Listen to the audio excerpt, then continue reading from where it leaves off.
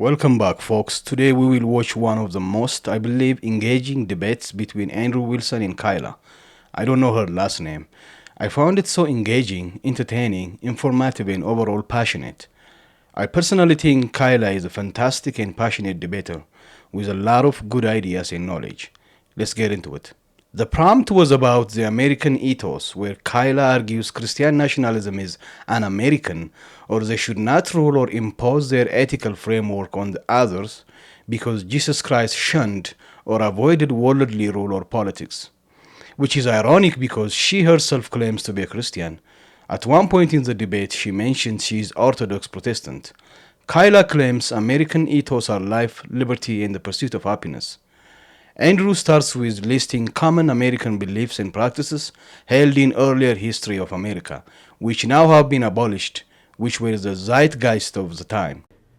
Here's a bunch of un-American stuff, depending on when you were alive. Universal suffrage, pretty fucking un-American. Abolishing slavery was pretty fucking un-American. Homosexuality was definitely un-American.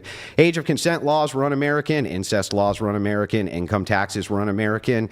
Sex outside of wedlock was un-American. Refusal to duel when being called out was un-American. Not being white was un-American. Co-ed schools were un-American. Black people in white schools, so un-American we needed the military involved. The list goes on and on. But according to erudite, Christian nationalism is un-American because America basically begins in the early 20th century based on Lincoln models of federalism. That's what's American. Part of that, of course, should be not listening to a person who grew up under a king in a constitutional monarchy like she did. Gross. Bunch of fascist bootlickers over in Maple Land. That's pretty fucking un-American too. Christian nationalism is as compatible with Americanism as the liberal order of amoral systems allows, which means perfectly compatible because there isn't any ought to tell it no. The entire proposition from the liberal angle itself is self-refuting. It just goes like this. If people vote for Christian nationalists, what are they doing which is un-American? The answer? Fucking nothing. If they vote in a KKK, Nazi fascist, Hugo Boss, SS uniform wearing lunatic who packs the court, persecutes all non-whites, all within the whim and the confines of the amoral system, then what's un-American about that? And the answer? Fucking nothing. Because the progressive liberal system is built on nothing. Just vague appeals to my rights and my freedoms and my own system, which allows you to get rid of the system. It's absurd and self-refuting. That's my opening. One of Andrew's debate techniques is to use the opponent's worldview against them. He always finds a way to turn their worldview into something they can't disagree with. Yes, America has amended and added a lot of laws prohibiting or allowing a certain proposition, abolishing slavery, prohibition of alcohol, the decency law in many states, and so on. These are all within the liberal framework. One thing Kyla seems to ignore is that culture is what derives politics. One who wins the culture war wins politics. Politics is just the enforcement arm of cultural ethos. Just like secularism is the political hand of liberalism, Christian nationalism is the political hand of Christian ethics. The reason why she asked Andrew why is the amoral piece essential to the liberal piece is because she's a Christian and she just doesn't like her system being amoral, which is what it is. In liberalism, you can't find a moral art, or even if you do, it will descend into preferences and choices. She says a liberal system doesn't impose a moral art as a Freudian slip. Cool. So I guess to clarify, maybe we should clarify Christian nationalism, because I feel like that's going to be a bit of the crux of the conversation. So how do you want to define it? To the definition of Christian nationalism would just be the proposition that Christians utilize influence and authority to stay in the moral majority, and that they adopt systems towards Christian ethics.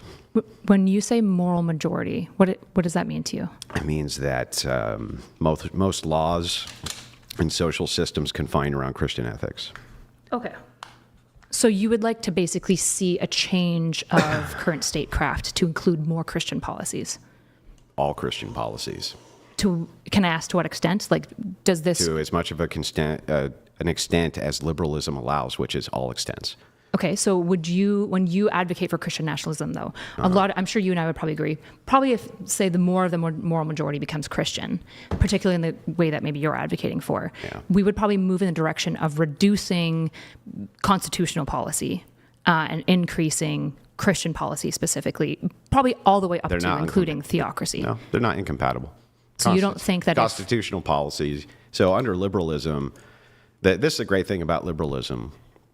So do you remember, like, you had this conversation with a guy the other day?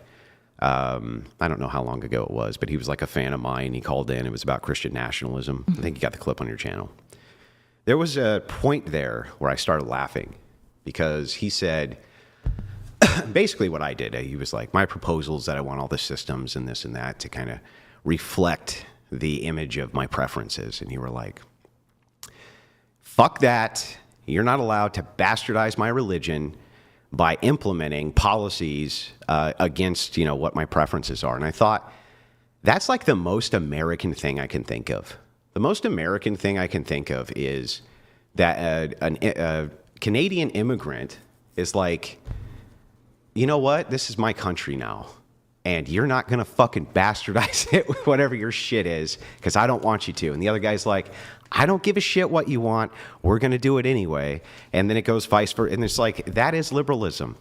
Ultimately, if we want to get rid of alcohol via an amendment, we can. If we want to bring it back via an amendment, we can and have. If we want to get rid of guns, we can and have. We want to bring them back, we can and have. It's like everything is permitted. So by your logic then, Christian nationalists not only are trying to win the culture, they're trying to win the state.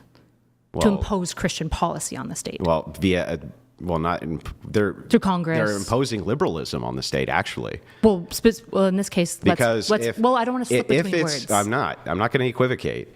If Christian nationalists amend every single constitutional amendment within the confines of liberalism to reflect only Christian policy, by your metric, that's liberalism. So the issue is that I'm not like a democratic absolutist, right? I don't believe in democracy in the state. I believe in like some level of limited democracy. In fact, even now we have like electoral democracy. We have elected representatives. We don't have direct popular vote, which I think is good. I think that that's a better democratic system than, for example, pure absolute democracy, like popular vote. So there's always limits on democracy, right? So when you say liberalism, I think the issue is like liberalism to you just it seems like what it means to you is we can vote for stuff. No. Is that what it means? What does it mean to you? It's what you outlined in your opening. Liberalism is just a sequence of systems. It's science, man, and it's building shit, and it's industry, and it's all of these isms, which really are just confined to, I want a system. So liberalism is an amoral system. Do you think science is liberalism? No, but I think that liberals adopt science as part of their system. Well, yeah, they allow it. Do you think capitalism is liberalism? I think they adopt capitalism as part of their system. Could they adopt other things? Sure. Okay, so then what's liberalism? Liberalism is an adaptation of an amoral system. What is this? Sorry, at a statecraft level, what does this mean? That you have a system which is an amoral system. Why is the amoral piece essential to because the liberal piece? That's why you prefer secularism. You want a system which is amoral. So it's based on individualism. It's based on... Is individualism amoral? Yeah. Well, from the liberal view, it is, yeah. How is individualism amoral? Because there's no ought. There's no ought under a liberal system for you to do anything. Sure there is. There's oftentimes, right? Like a liberal system doesn't impose any certain moral. Well, the most common consensual form... Wait, what did you say? A liberal system doesn't impose any certain morals. That doesn't make it... so when you say that amoral... means amoral. Oh, so like they're agnostic. No, they're amoral. It's worse than agnostic. How is that? Because how are these? What's the difference between amoral and agnostic on morality? Yeah, so you can be agnostic about something which is moral or immoral, right? That's true. But that doesn't mean you're amoral. But what you're looking for is a system which is amoral. So you're saying, like, look, we're not going to make any moral prescriptions because that's not what the function of the state is. So do you think what the founding fathers did was amoral? Like, it's not something to respect. It's not something valuable. What do you think about the founding fathers? What does that have to do with anything? The founding fathers created the American world. You're saying, it seems like you're saying America is liberalism and this liberalism is weak. Or do you think America is something else? It became liberalism when you destroyed the Republic with universal suffrage in the 14th Amendment. the republic was just the language utilized to talk about a specific type of democracy, right? No, it had a foundationalism. You're talking about 39 out of 50 signers, only 3 of them were deists. And foundationally, the states, under the 10th Amendment, were allowed to adopt their own religions and did. It was only until we got to the 14th Amendment, way later. Yes, under the 10th Amendment, states were not constitutionally barred from having their own established religion. But after the 14th Amendment and incorporation doctrine, states may not establish a religion. The 10th Amendment specifically states that powers not delegated to the United States are reserved to the states. This includes establishing a state religion. That's why Massachusetts had a congregational establishment until 1833, Connecticut until 1818, and New Hampshire had religious tax support structure into the early 1800s. Although the primary compromise between the original states was not the 10th Amendment, the core structural compromise was the Connecticut Compromise, also called the Great Compromise. The 10th Amendment to the United States Constitution was part of the Bill of Rights and addressed federal power, but it was not the central founding compromise. Kyla erroneously mentions the Test Clause. The Test Clause did the opposite of what the 10th Amendment did on federal level. Officials were not longer asked their religious affiliation to be in a federal office. That this was no longer the case. No. And in your opening, you got that wrong. The Establishment and Free Exercise Clause specifically said Congress shall make no law respecting an established religion prohibiting the free exercise At the thereof. federal level, that's true. The federal level implied to the states. No, that happened later under the 14th Amendment. No, In fact, under the Constitution. I'll show you. Brian, pull up the 14th Amendment stops states from adopting religion. I'll show you so that you understand how the process worked. So do you think that the Founding Fathers established a religion for the No, nation? they established the 10th Amendment, which says that all rights which are not given to the federal government are given to the prospective states. Because the First Amendment covered that federally, this was part of a compromise. That compromise happened because of the Articles of Confederation. So the Articles of Confederation initially were the libertarian wet dream, but they didn't work because states couldn't have uniform commerce or uniform dollars or a uniform military. So they adopted a form of federalism and compromised. The compromise was the 10th Amendment. The 10th Amendment stated that actually states could have their own religions, and they did. Almost all the states had their own religion post-constitutional ratification. And most people don't know that. By own religion, what do you mean? Do you just mean the test clause? No. They had state religions. The test clause. You had to be No, to be not in a power. test clause. They had actual state religions. Inside each independent state, they had their own religions, minus, I think, 2 or 3. So why did the federal United States not have a religion? Why did it allow the states to make those choices? Because of the 10th Amendment. What was the principle? What were the Founding Fathers trying to do? What do you think the Founding They were Fathers trying cared to about? separate the power of federalists between anti-federalists and federalists. So they compromised on 2 major amendments. The Second Amendment, which initially was way looser in language, and then they compromised on the 10th Amendment as well, because states wanted to have their own militias, they wanted to have their own militaries, they wanted to have their own currencies. Congress was like, look, we need to have the power to raise armies, we need to have the power to coin money. If you allow us to have those 2 powers, then all the other prospective powers will give to the states, which they did. That included religion.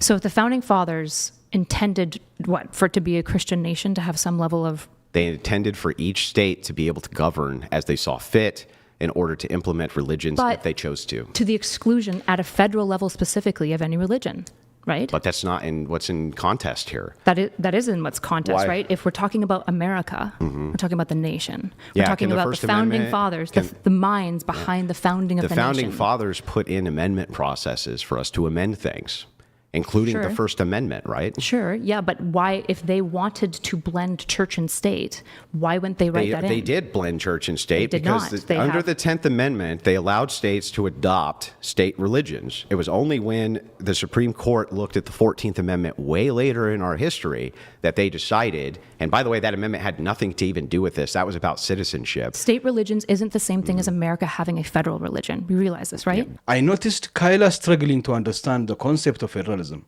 She thinks what is prescribed at a federal level should apply indiscriminately to the states.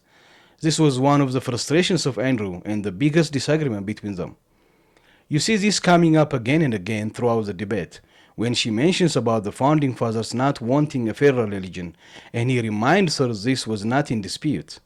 Whoever postulated that we needed to have a federalized religion? Well, I'm talking about separation of church and state. Yeah, but for America. If states can have their own religion inside the state and it becomes the state religion, does that, in your opinion, violate that separation of church and state? If there's a test clause, yeah, it probably potentially would violate that. So if the state imposes a test clause for federal power, that would be an issue. And do you know when the last... It was super common at the time that most states had clauses. In fact, the founding fathers were so intense about ensuring separation of power that despite most colonies at the time having a test clause for holding power of being religious, they explicitly barred it in, what was it, Article 6. Oh, yeah? Then how come in Maryland you had to declare until 1960-something, I believe, that you believed in God in order to hold office? Because in Maryland they made that decision, but at a federal level, well, we're not talking about Maryland, we're talking about America. Yeah, America... Is Maryland America? America is a coalition of states which have federalized. That's what's going on. But don't you think that the Constitution of America maybe matters when we're talking about the ethos of America? Sure. Okay, so when the founding fathers... You mean that completely amendable thing? Well, completely amendable makes it sound way looser than it is. Amending and adding amendments is way incredibly looser. difficult. Look, what's un-American about amending the First Amendment? Nothing. Okay. If it is not un-American to amend the First Amendment, which is foundational, then why on earth can you claim Christian nationalism is un-American? Can a Christian nationalist amend all or most of the constitutional amendments to establish a Christian nation? Can we not ban people from engaging in sexually explicit materials or practices? Can we not ban gay marriage? She shot herself by this admission. I think the debate could have been over by this admission. But soon she will retract that statement and will say it's un-American because it violates the American ethos. I should also mention the fact that when he asked her if she wants America to remain white, as it was a foundational ethos, she said she likes it that way. But then she says she doesn't want it to look like a white Protestant because ethos can change. I think here she is speaking in both sides of her mouth. So then, inside of your worldview, it's completely constitutional to amend the First Amendment to get rid of... Hang on. To get rid of the Establishment Clause. That would be totally appropriate under your worldview. I think that would be a violation of the American ethos. I think it's bad and... How? Because America's built on these things. I think that the founding fathers... You don't believe America... Okay. Does America have... Do I get to finish my thoughts or are you going to interrupt me? Go ahead. Okay. Right. I think what's really important here is that the founding fathers, I think, are essential to understanding the ethos of America. I don't think they're the only piece. But if we want to look at a litany of America over time, what we have, for example, is the founding fathers, despite the nation being dominantly Christian, despite the states having test religious clauses, the founding fathers looking at that going, no, we need a separation of church and state. That's it's not essential. What happened. That is absolutely what happened. Not only is it not what happened, but within the framework that you're talking about, you just said it's not un-American to amend. How did it not happen? Hang on. You just said it's not in any way un-American to amend the First Amendment. The First Amendment is... I should have clarified that, because when we say American, I'm meaning the ethos. What I should have said is it's not anti-constitutional. The Constitution would allow for it. Okay, then let's follow that line of logic and see if that's true. Does American have any sort of ethnic ethos? Yeah. What is it? Dominantly white culture, hegemonically. So that's part of the American ethos? Yeah, to some degree. Yeah, significantly, right? White should it Protestant, stay that way? I like it, yeah. So America should stay a white Protestant nation? But that's not the central piece of the ethos. You said, does it have a cultural ethos? And I said, I'm asking should it stay white?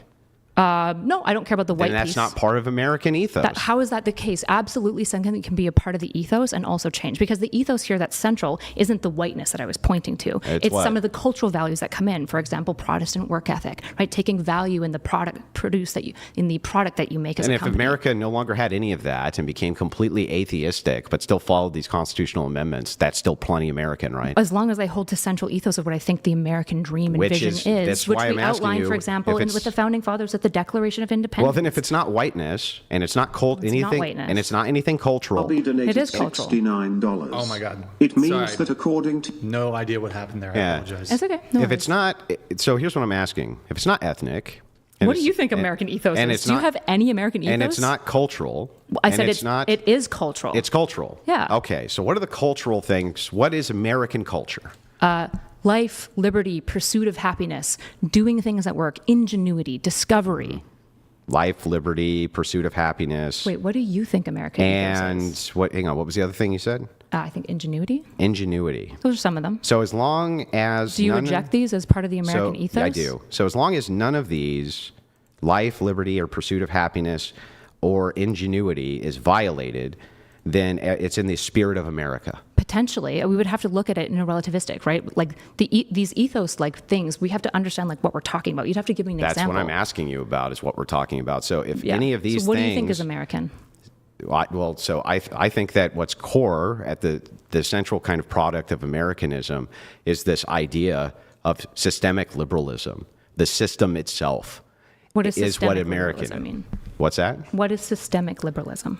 Yeah, so it's just the idea that like there's a secular separation, there's systems in place within the constitutional confines, there's things which we're appealing to in law. I don't like think America? that liberal. Here she asked, do you like America? What does liking America has to do with disagreeing the liberal ethos? I don't think that liberalism and modernity is doing anything other than looking at those systems. I think that originally our founders wanted to have something which was much more akin to ethno-nationalism, for sure.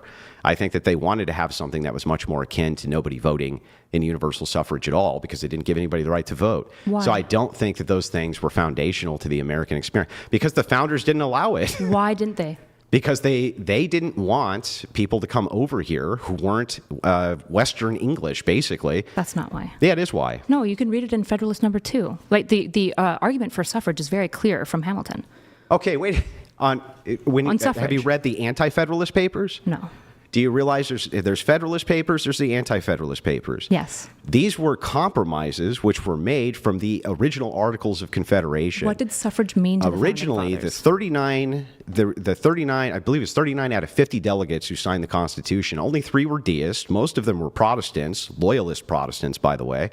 And on top of all of that, most of them wanted only white states, and made it very clear they only wanted white states. They put that into the very ethos of what they considered Americana. Do I think that modern liberalism is looking at any sort of people group? No. Is modern liberalism looking at any sort of like cultural environmentalism in order to like say, hey, this is what America is? No. All you can appeal to is systems. That's it. That's all you have is a system. Liberalism is a system of life, liberty, pursuit of happiness, and ingenuity, whatever the fuck that means. Doesn't even mean anything. Of course it Just means something. what? What do you mean? What is life, liberty, and my life, liberty, and pursuit of happiness? I could completely amend the First Amendment and still do all of those things. I think the issue is that most of the country would oppose you amending the First Amendment So? because the First Amendment is foundational to what makes America great. So what? So what if most of the country opposes it? It's built into liberalism. If all it is what opposition. matters if the whole country opposes it is because like America is this consensual emergence of a bunch of people that believe in something. And what if we decide that we don't believe in the First Amendment anymore and amend it? What's un-American Do you about not that? believe in the First Amendment anymore? That has nothing to do with the argument. What is Sure it does. un-American about amending the First Amendment? Well, again, the American is this ethos. It would be technically constitutional, but I would argue that it would be a bad constitutional move, and I think it would violate the Founding Fathers. And I think the Founding Fathers were onto something when they made that first separation of free speech and separation of church and state. Should we adhere to everything the founders said or no? No, not Well, necessarily. then who cares if we violate it? There's Who principles. cares? What do you mean, who cares? Yeah, if you're like, look, if you violate the things that the founders wanted, that's not un-American. But this is un-American because it might violate what the founders wanted. You're in contradictions. P These and are not not P. contradictions. I think I see the contradiction. Earlier she said it is not un-American to amend the First Amendment. But now she said it is against what the foundational fathers wanted. It's literally P and not P at the same time. If pluralism allows for competing values, that necessarily entails one competing value has to win, even if that means it goes against what the founding fathers wanted. Like pluralism allows for competing values, right? Obviously, right? And so what you're kind of doing right now is you're sitting here and you're being like, well, there's 2 children, they're your children one side and your husband's on the other side. Yeah. Who are you picking? And let's say I pick the 2 children. Yeah. You're going, why do you hate your husband? And I'm saying, that's not what's happening here I don't even at know all. that. First of all, that's not the analogy. The analogy would actually be this. You have your husband and your children on both sides. You pick both. This other guy has his husband and children, and he doesn't pick both. That's not how pluralism and monism work. Wait a second. As long as you're saying that both of these sets are both moral behaviors because you have an amoral system, meaning you wouldn't restrict either of these things. That's not necessary. We absolutely restrict people's behaviors, and we often restrict people's behaviors for the benefit of the state, right? Laws exist. And who makes them?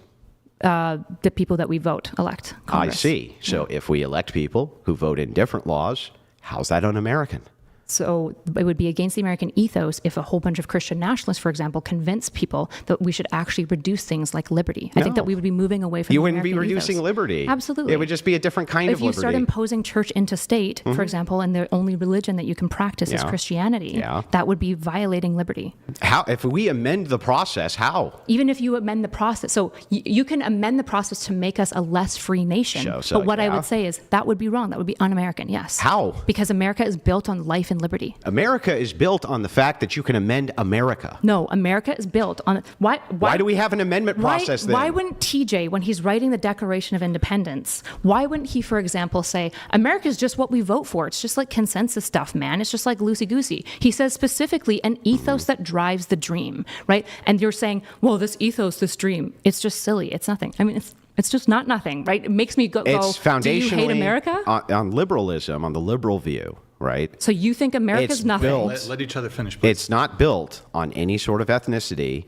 It's not built on any sort of cultural union. Well, I did say culture. Well, but you just said life, liberty, and pursuit of happiness. Can that not be cultural values? Yeah, no. Why not? What's Because cultural what- values? what does it mean? What's an example of a cultural Well, what the value? fuck does it mean? Let's What's start an with that. example of a cultural value, if not something like life and A liberty? unison of cultural values are usually foundation to ethical systems. No, they're not. So Like what? what's a cultural value that you would say that's a cultural value? I just Give me an told example you of one. I would utilize for culture some kind of glue. That would be a unison. Otherwise, it's not cultural. Okay, what's a Scottish cultural value? Irish. Sorry, you're Irish. What's an Irish cultural value? Yeah, so I think that Irish cultural values would, again, revolve around foundationalism of Like religious what? ethical systems. Like what? Well, for Ireland, I think they're Protestant Catholic. So the cultural value is of being Irish is being Catholic. I think that there's a union between the people group and the ethical foundations. So Yes. how are Irish people different than British people who are also on the back of Anglican or Catholic? Well, because they're not, right? So England has a completely different set of people groups which come from Britannians. The Britannians who came in, settled all of England. When the church came in and then they separate into Anglican, they have now a completely different set of value structures than other places do, including Would you in call Western it Europe. Anglican? What?